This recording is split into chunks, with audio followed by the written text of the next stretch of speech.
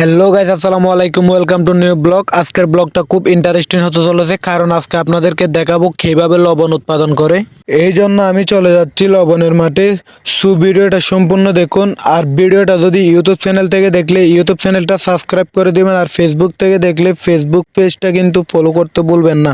আস্তে আস্তে হেঁটে হেঁটে কিন্তু আমি চলে যাচ্ছি লবণের মাঠের দিকে। আজকের আবহাওয়া কিন্তু অনেক ভালো, রোদ একটু বেশি। গ্রামের ভিউগুলো কিন্তু দেখতে আসলে অনেক সুন্দর লাগে। চারে থেকে গাছপালা, ধান ক্ষেত, এগুলো কিন্তু দেখে অনেক ভালো লাগে। এখান থেকে দেখা যাচ্ছে কিন্তু লবণের মাঠগুলা। আজকে যখন রোদ একটু বেশি, তাই আমি ছাতা নিয়ে বাইর হয়ে গেছি লবণের মাঠে যাওয়ার জন্য। যাওয়ার সময় দেখতে পেলাম ছোট ভাই কতগুলো মাছ ধরতেছে, দেখে কিন্তু অনেক ভালো লাগতেছে। হাত দিয়ে মাছ ধরতেছে কিন্তু ওরা। ওদের মাছ ধরা দেখে কিন্তু আমি আবারও আস্তে আস্তে হাঁটা শুরু করলাম লবণের মাঠের দিকে। তো অবশেষে আমি চলে আসলাম লবণের মাঠে। লবণের মাঠে পার হওয়ার জন্য এই নৌকাটা ইউজ করতে হয়। তো আপনারা দেখেন, আমি এখন চলে আসছি লবণের মাঠে। আমরা অনেকেই জানি লবণ উৎপাদন হয় কিন্তু মূলত সমুদ্রের পানি থেকে। এই সমুদ্রের পানিগুলো একটু একটু লবণাক্ত থাকে। এই পানিগুলোকে এভাবে মেশিন দিয়ে তুলে একটি নির্দিষ্ট জায়গার মধ্যে দু একদিন রাখার পর এই পানিগুলো কিন্তু আরো বেশি লবণাক্ত হয়ে যায়। এই যে দেখেন, এরকম কিছু জায়গার মধ্যে দু একদিন রাখলে কিন্তু এই পানিগুলো লবণাক্ত হয়ে যায়।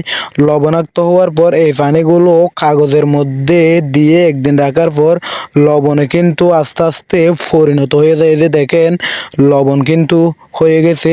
পানিগুলো শুকিয়ে গেলে কিন্তু বালতি দিয়ে এভাবে পানি দেওয়া হয়। মূলত এভাবে পানি দিলে কিন্তু লবণের পরিমাণ আরো বেশি হয়। এই পানিগুলো যখন শুকিয়ে যায়, এভাবে যখন লবণের মধ্যে পানি দেয়, লবণের পরিমাণ কিন্তু আরো অনেক বেড়ে যায়।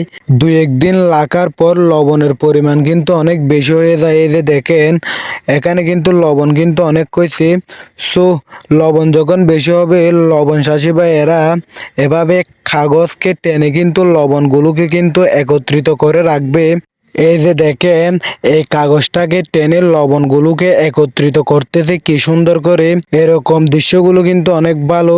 ওদের থেকে কিন্তু একটু অনেক বেশি কষ্ট হয়, কারণ রোদের মধ্যে ওরা সারাদিন কাজ করে। এই যে দেখেন কি সুন্দর করে কাগজটা বাতাসের মধ্যে আবার বিছিয়ে দিল।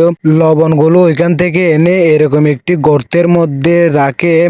ওদের থেকে যখন টাকার প্রয়োজন হয় অথবা বর্ষাকালে লবণগুলো বিক্রি করে দেয়।